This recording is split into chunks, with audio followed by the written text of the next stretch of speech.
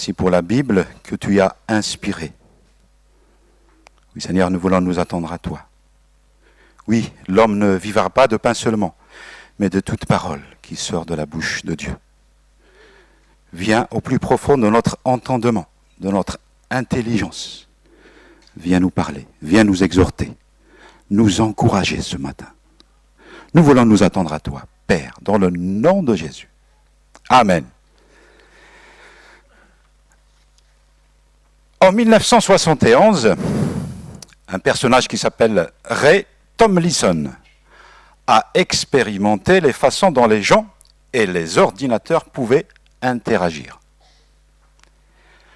Lorsqu'il a envoyé un message de son ordinateur à une autre unité de son bureau par l'intermédiaire d'un réseau avec des branchements de fils, eh bien, ce jour-là, il a envoyé le premier mail. Aujourd'hui, des décennies plus tard, plus d'1 milliard de courriers électroniques sont envoyés chaque jour. Beaucoup contiennent des nouvelles importantes de la famille, des amis, mais d'autres mails peuvent contenir de la publicité non désirée ou un virus destructeur. Une règle de base régissant l'utilisation du courrier électronique est la suivante. Ne l'ouvrez pas à moins de faire confiance à l'expéditeur. Mes bien-aimés, Dieu nous a envoyé un message par son Fils. Et nous pouvons faire confiance à l'expéditeur. Dans l'Ancien Testament, Dieu a parlé à son peuple par l'intermédiaire des prophètes. Et dans les derniers temps, Dieu a parlé par l'intermédiaire de son Fils, Christ. Dans quelques jours, nous allons célébrer Noël. Nous allons célébrer la naissance du Messie. Nous pouvons bien sûr être impressionnés par le mystère de l'entrée de Dieu Tout-Puissant dans notre monde. Comment Dieu s'est-il incarné? Il a pris la forme humaine pour habiter parmi les hommes.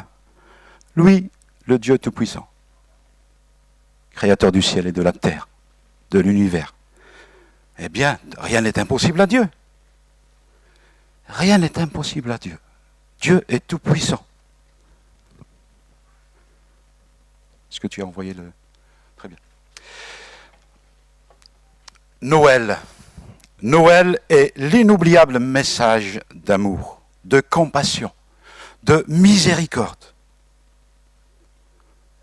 Ferons-nous donc confiance à l'expéditeur du message?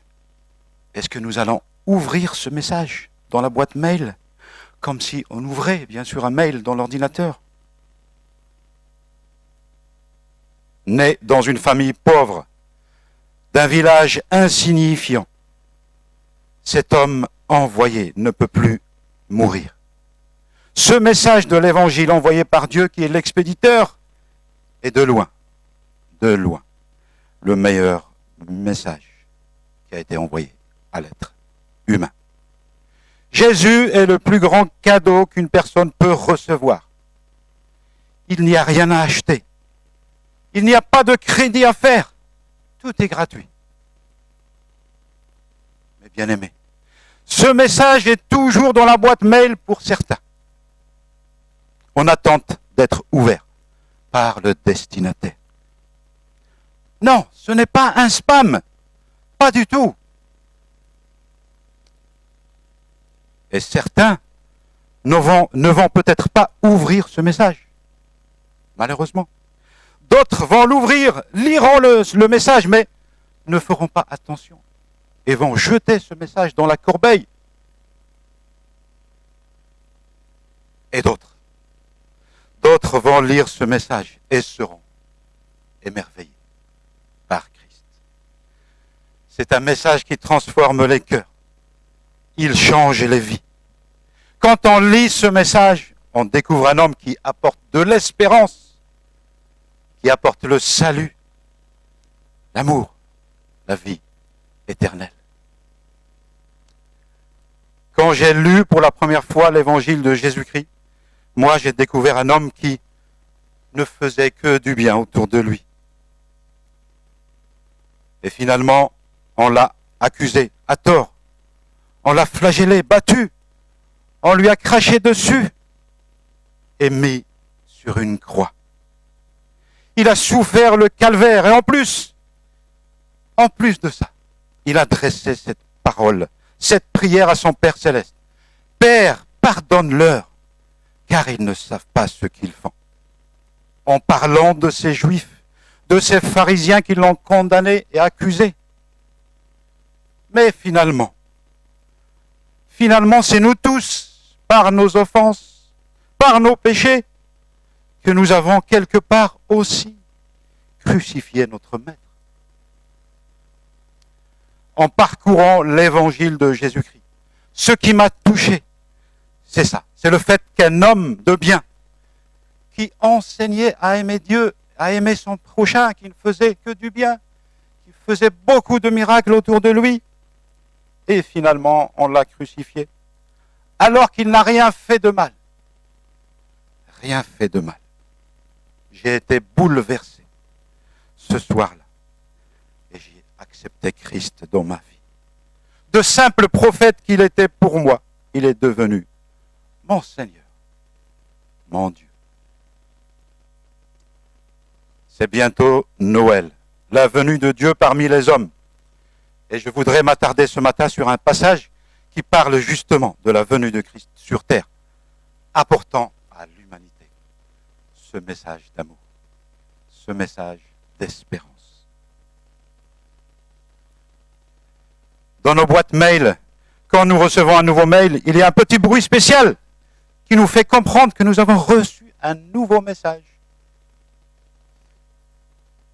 Christ apporte ce message supérieur, meilleur que tous les autres que nous pouvons recevoir des hommes, que nous pouvons recevoir des charlatans, des devins, des médiums et aussi des religions.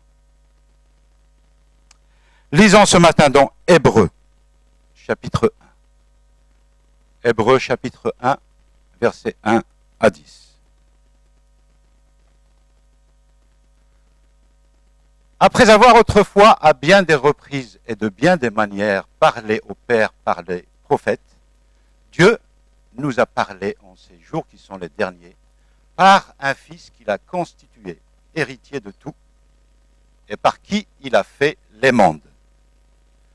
Ce Fils qui est le rayonnement de sa gloire et l'expression de sa réalité même, soutient tout par sa parole puissante. Après avoir fait la purification des péchés, il s'est assis à la droite de la majesté dans les hauteurs, devenu d'autant supérieur aux anges qu'il a hérité un nom plus remarquable que le leur. Auquel des anges, en effet, Dieu a-t-il jamais dit « Tu es mon fils, c'est moi qui t'ai engendré aujourd'hui. » Et encore, « Moi je serai pour lui un père et lui sera pour moi un fils. » Et encore, quand il introduit le premier-né dans le monde, il dit que tous les anges de Dieu se prosternent devant lui. Pour les anges, il dit, il fait de ses anges des esprits, de ses serviteurs un feu flamboyant. Mais pour le Fils, ton trône, ô Dieu, est établi pour toujours. Le sceptre de ton règne est un sceptre d'équité. Tu as aimé la justice et tu as détesté le mal. C'est pourquoi, ô Dieu, ton Dieu t'a conféré une onction d'huile d'allégresse, à toi plus qu'à tes compagnons.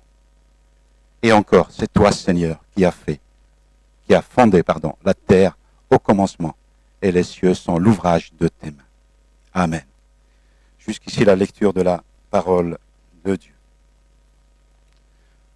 Voyons tout d'abord comment Dieu parle de plusieurs manières. C'est Dieu qui prend l'initiative et choisit de nous parler en tant qu'être humain. Dieu ne nous doit rien. Il n'est pas obligé de nous parler, tout comme il n'est pas obligé de nous sauver. Pensez que Dieu est tout-puissant, glorieux, majestueux, au-dessus de toute chose, et qu'en même temps, il s'abaisse pour nous parler. C'est étonnant, n'est-ce pas?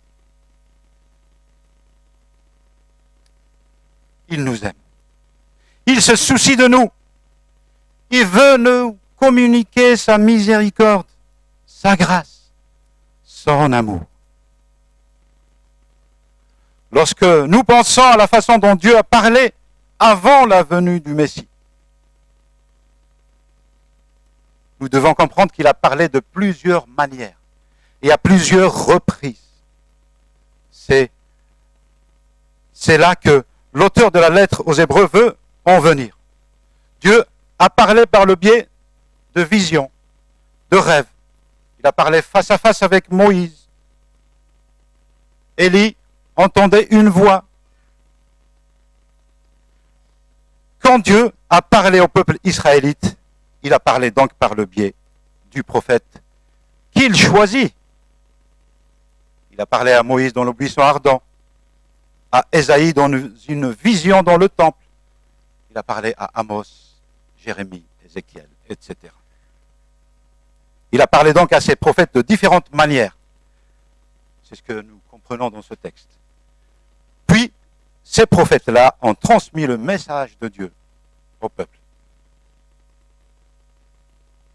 Les prophètes de l'Ancien Testament ont dit la vérité et ont annoncé la venue du Messie.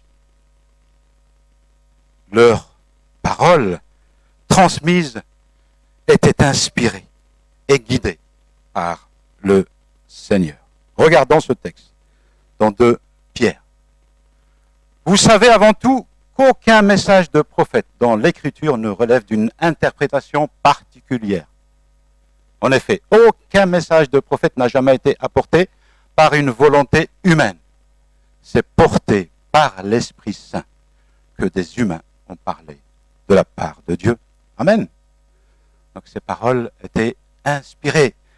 La Bible que nous avons aujourd'hui est une parole inspirée. Amen. Il est important pour nous de comprendre cela. Et de comprendre également ce qui se passe lorsque Dieu choisit de parler. Lorsque Dieu parle, des choses se produisent. Eh oui. Lorsque des parents parlent à leurs enfants, leurs paroles ne sont pas toujours entendues. Elles sont parfois ignorées. Il semble que parfois les enfants possèdent une oreille qui sélectionne les paroles entendues. Cette parole: range ta chambre, passe l'aspirateur sous ton lit, résonne dans le couloir, et résonne même dans toute la maison. Mais ces paroles passent parfois inaperçues. Alors que les paroles de Dieu sont totalement différentes. Ésaïe 55. Ainsi en est-il de ma parole qui sort de ma bouche. Elle ne revient pas à moi, sans effet, sans avoir fait ce que je désire, sans avoir réalisé ce pourquoi je l'ai envoyé. Quand Dieu dit que la lumière soit, et la lumière fut. Amen. La création est venue à l'existence. Amen. La parole de Dieu est créatrice. Amen. Dieu parle et les choses viennent à l'existence. Dieu appelle à l'existence ce qui n'existe pas. Même aujourd'hui, amen. Quand il fait des miracles, quand il guérit, il appelle à l'existence. Amen. Dans le texte que nous avons lu, il est écrit, je relis. Après avoir autrefois, à bien des reprises et de bien des manières, parlé au Père par les prophètes, Dieu nous a parlé en ces jours qui sont les derniers, par un Fils qu'il a constitué héritier de tout et par qui il a fait les mondes. Dieu, dans l'Ancienne Alliance, parle à plusieurs reprises, à plusieurs manières. Donc, de vive voix, par un ange, dans une vision, dans un rêve, par une parabole, par un signe, un symbole. Et aujourd'hui, nous sommes dans les derniers temps. Nous sommes dans les derniers jours, dans les jours eschatologiques. Et Dieu parle par son Fils Jésus-Christ. L'Ancien Testament préparait la venue du Messie. L'Ancien Testament est la promesse. Et le Nouveau Testament en est l'accomplissement. Ainsi, la révélation de Dieu à l'humanité est entière. Elle est parfaite, puisque le Fils est venu, puisque le Messie attendu est arrivé. Et il nous parle. Donc Dieu nous parle par son Fils. Oui, l'ensemble du Nouveau Testament parle de Christ. Les évangiles racontent son histoire. Les épîtres commentent ce Fils. L'Ancien Testament a été donné à plusieurs hommes. Jésus, lui, a donné la révélation. Et en même temps, il est lui-même la révélation entière et finale de Dieu. Donc l'expression dans les derniers jours signifie que dans les derniers jours, la révélation est entière, parfaite. Il s'agit donc de cette révélation finale en Christ. Il n'y a rien à ajouter. Dieu a finalisé sa révélation en son Fils. Le Messie attendu est venu. La révélation est terminée. La fin du livre de l'Apocalypse nous avertit d'ailleurs de ne pas ajouter ni retrancher quoi que ce soit à cette révélation en Christ. Dieu s'est entièrement manifesté à l'humanité en Christ. Amen. Comment nous pouvons connaître Christ? Est-ce que nous pouvons le connaître par notre intelligence? Par notre mental? Connaître. Pas simplement avoir des connaissances, mais connaître, avoir une relation avec lui. Non, pas du tout. Si nous voulons connaître Dieu, il doit se révéler à nous. Amen. Nous avons besoin d'une révélation. Le Saint-Esprit travaille les cœurs pour les préparer à recevoir Christ dans leur vie. Alors une transformation se produit. Les humains ne peuvent connaître Dieu par leurs propres moyens. L'homme peut avoir des connaissances, du savoir, des informations sur Dieu, mais pour le connaître personnellement, il a besoin d'une révélation du Tout-Puissant. Amen. Dieu se révèle. Il parle encore aujourd'hui aux hommes. Dieu touche encore les cœurs. Le Saint-Esprit travaille encore les cœurs. Et la personne accepte Christ, l'invite dans sa vie, et elle le connaît de mieux en mieux. Elle grandit dans la connaissance de Christ. Mais tout d'abord, c'est Dieu qui ouvre le cœur à recevoir cette parole qui vient de Dieu, à recevoir ce message, cet évangile qui vient de Dieu. Bien sûr, il faut que l'homme accepte ce message. Il faut qu'il accepte la bonne nouvelle, l'évangile dans sa vie. Il faut qu'il ait la foi. Alors, il va marcher avec son maître. Il obéit à sa parole. Comment Dieu a-t-il établi Christ comme héritier de tout? Le Messie s'est fait pauvre pour nous. Il s'est dépouillé de sa gloire céleste pour nous servir, pour venir sur terre et accomplir cette mission de Dieu le Père, de mourir sur la croix. Il ne possédait rien sur terre. On lui a même enlevé ses vêtements lorsqu'il est mort. Mais le charpentier mort sur une croix est en fait le roi des rois, le Seigneur des seigneurs. Et quand il reviendra, il héritera entièrement et éternellement toutes choses. En plus, il offre de partager son héritage avec quiconque place sa confiance en lui. Nous, qui croyons en lui, nous sommes co-héritiers. Co-héritiers de Christ. Nous dit la lettre aux Romains au chapitre 8. Que veut dire il a fait les mondes? Christ est l'agent par qui Dieu a créé les mondes. voit les mondes, c'est l'univers. C'est Christ qui a créé tout l'univers et toute la création qui s'y trouve. Quand nous voyons l'immensité de l'univers, le soleil qu'aucun être humain ne peut approcher, les planètes de notre système solaire qui tournent autour du soleil avec une précision extraordinaire. Non, l'univers n'est pas un chaos, comme certains peuvent le prétendre. Tout est bien ordonné, au contraire. Cette création ne peut être le fruit du hasard. C'est pas possible. C'est Jésus qui l'a créé. C'est Jésus qui soutient toute chose par sa parole.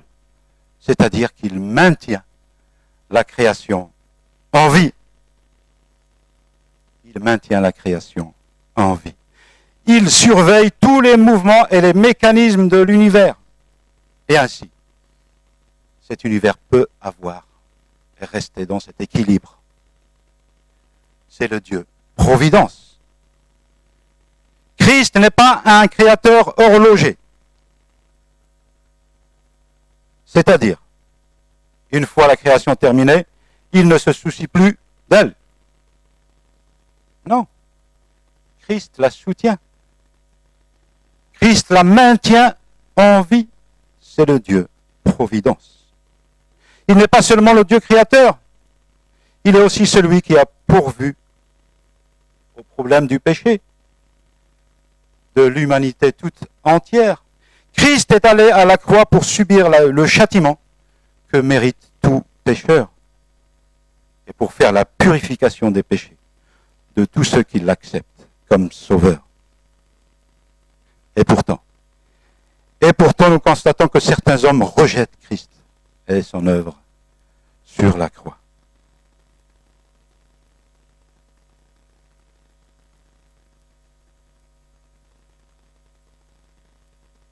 J'ai sauté un verset, il est là. Car la prédication de la croix est une folie pour ceux qui périssent, mais pour nous qui sommes sauvés, elle est une puissance de Dieu. Mais celui qui a été abaissé pour un peu de temps au-dessus des anges, Jésus, nous le voyons couronné de gloire et d'honneur à cause de la mort qu'il a souffert. Ainsi, par la grâce de Dieu, il a souffert la mort pour nous tous. Et ce verset, les Juifs demandent des miracles et les Grecs cherchent la sagesse. Nous prêchons Christ crucifié. Scandale pour les Juifs et folie pour les païens. Mais puissance de Dieu et sagesse de Dieu pour ceux qui sont appelés, tant Juifs que Grecs. Eh oui, certains hommes rejettent Christ. Certains hommes cherchent la sagesse, la philosophie. Certains hommes cherchent des miracles, mais ne cherchent pas vraiment à connaître Dieu et à avoir une relation avec lui. C'est vrai que ça peut sembler simple, le message de l'Évangile. Christ qui est mort sur la croix pour offrir le pardon gratuitement. Mais c'est ça la sagesse de Dieu. C'est ça la puissance de Dieu. C'est ça qui nous donne la vie en abondance. La vie éternelle. Amen. Christ, après avoir accompli sa mission sur terre, est monté au ciel. Et il est assis à la droite de Dieu. Il règne. Et les anges, les autorités, lui sont soumis. Jésus n'est plus sur terre. Il est au ciel. Il a envoyé son esprit. Depuis la première Pentecôte à Jérusalem, au 1er siècle de notre ère, c'est le Saint-Esprit qui habite le chrétien. Aujourd'hui, Christ a toujours son corps glorieux, incorruptible. Le corps qui traverse les murs, qui se déplace instantanément et partout. Et il est à la droite de Dieu le Père, dans le ciel. Mais il est parmi nous aussi, par son esprit. Mais bien aimés, ce que nous avons vu jusque-là, l'auteur de la lettre aux Hébreux a parlé de la supériorité de Christ sur les prophètes. Mais par la suite, il dira que Christ est aussi supérieur aux anges. Il va parler de la supériorité de Christ, du Messie aux anges. Pourquoi? Pourquoi il dit cela? Nous allons voir ensemble. L'auteur de cette lettre, donc, est inconnu. On ne sait pas qui c'est qui a écrit cette épître aux Hébreux. Certains ont avancé le nom de Paul, d'autres le nom d'Apollos, Pierre, etc. Mais compte tenu des différences de style, de vocabulaire, de syntaxe, de formulation de la phrase, des autres lettres de Paul, eh bien aujourd'hui on est presque sûr que ce n'est pas Paul qui a écrit cette lettre. Ce qui est certain, c'est que cet auteur est un chrétien juif et qu'il écrit cette lettre à des juifs qui sont chrétiens, mais aussi à des juifs qui ne sont pas encore chrétiens, qui sont en train de le devenir, ou bien des juifs qui ne sont pas du tout chrétiens. Le but de sa lettre est de montrer la supériorité de la nouvelle alliance sur l'ancienne.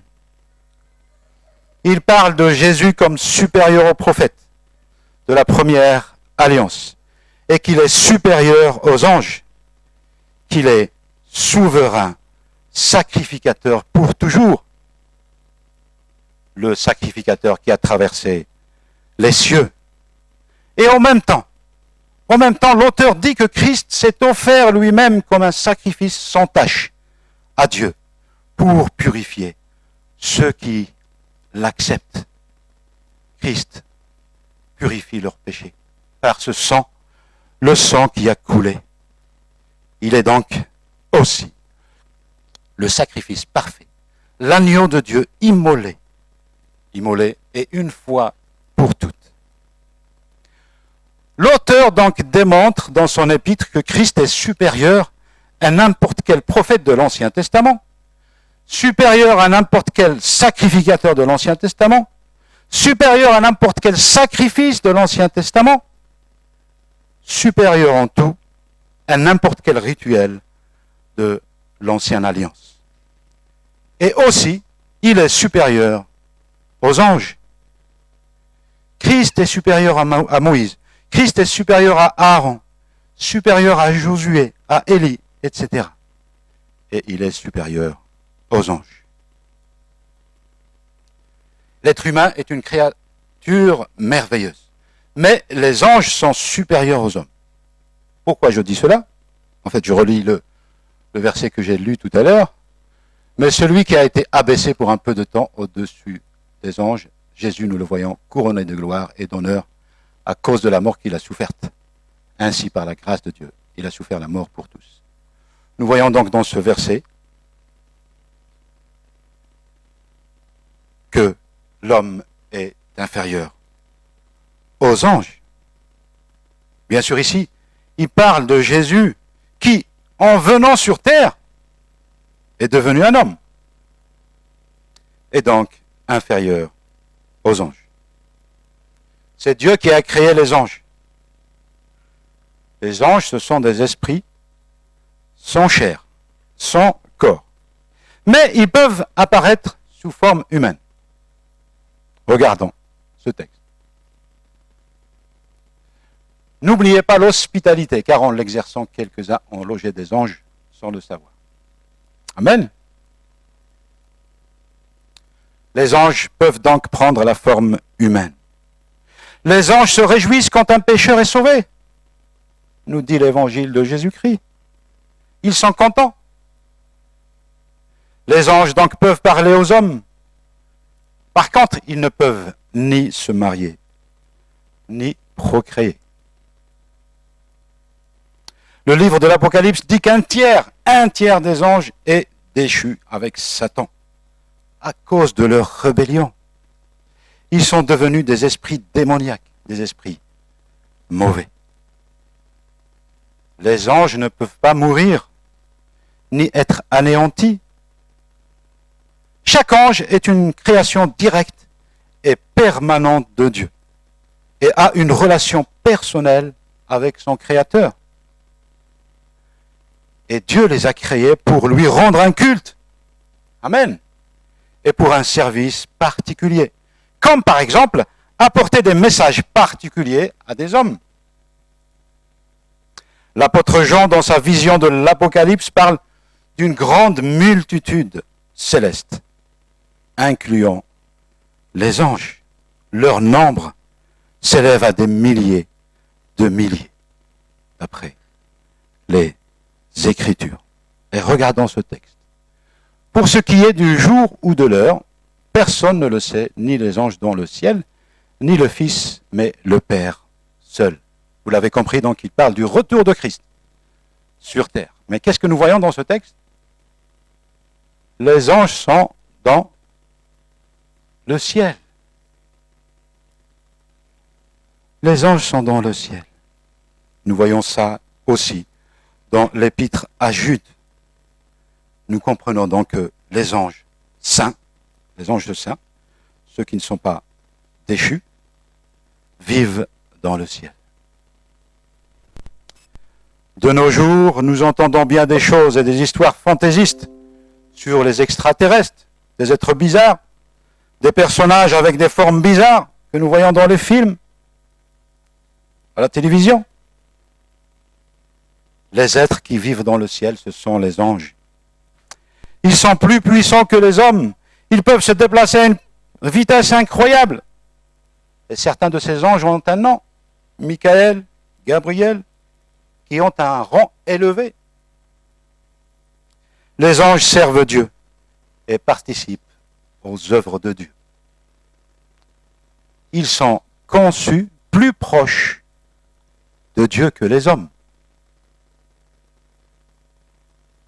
À l'époque, donc au 1er siècle, quand l'auteur de cette épître a écrit cette lettre, eh bien certains juifs respectaient tellement les anges qu'ils leur rendaient un culte.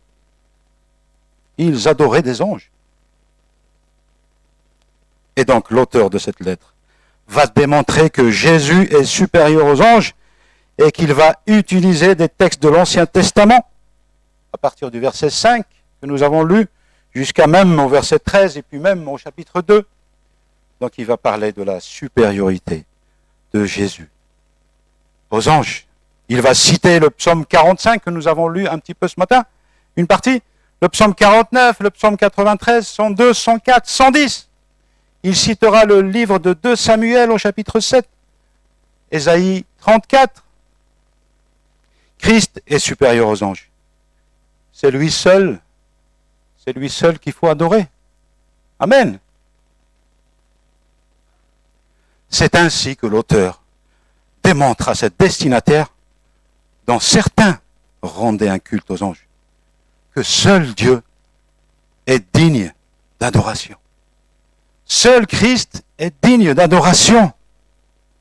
Voilà pourquoi il cite tous ces textes de l'Ancien Testament pour dire que c'est Christ qui a accompli les promesses, les prophéties de l'Ancien Testament. C'est Jésus qui est le Messie attendu. Et c'est lui qui est Dieu. C'est lui qu'il faut adorer. Il ne faut pas adorer les anges. Oui, Christ s'est abaissé pour un peu de temps. Oui, pour un temps, il était inférieur aux anges, en tant qu'être humain. Mais Jésus, dans sa nature divine, est toujours supérieur aux anges. Et les anges même l'adorent. Les anges adorent Christ puisqu'il est Dieu. Depuis le commencement, depuis la création des anges, ils ont toujours adoré Christ. Christ qui est éternel. Il s'est incarné pour prendre une forme humaine. Et c'est justement pour cela que Christ s'est abaissé pour un peu de temps, inférieur aux anges. Mais Dieu qui existe depuis toujours, Dieu qui n'a pas de fin, qui est éternel, eh bien les anges l'adorent depuis toujours. Nous, les êtres humains, nous avons été créés. Et les anges aussi ont été créés. Christ, lui, n'a pas été créé. Il existe depuis toujours. Et les anges l'adorent depuis toujours. Amen. C'est pour cela que l'auteur écrit cela. Christ est supérieur aux anges. Mais bien aimés, Dieu nous a envoyé ce message de l'Évangile. Nous ne l'avons pas mis à la corbeille. Nous l'avons intégré dans nos vies. Christ nous a parlé par ce message d'amour. Il nous a montré le chemin à suivre. Et maintenant, nous le connaissons. Il nous enseigne par sa parole vivante. Nous lui faisons confiance en toutes choses. Il est digne d'être loué, d'être adoré. Et les anges dans le ciel adorent continuellement Christ depuis la création. Les anges adorent, se prosternent devant Christ depuis toujours, jusqu'à aujourd'hui. Et ça continue. Amen.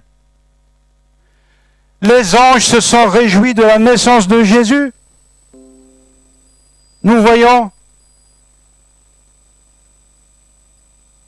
les bergers dans les collines de Bethléem qui ont entendu une multitude de l'armée céleste.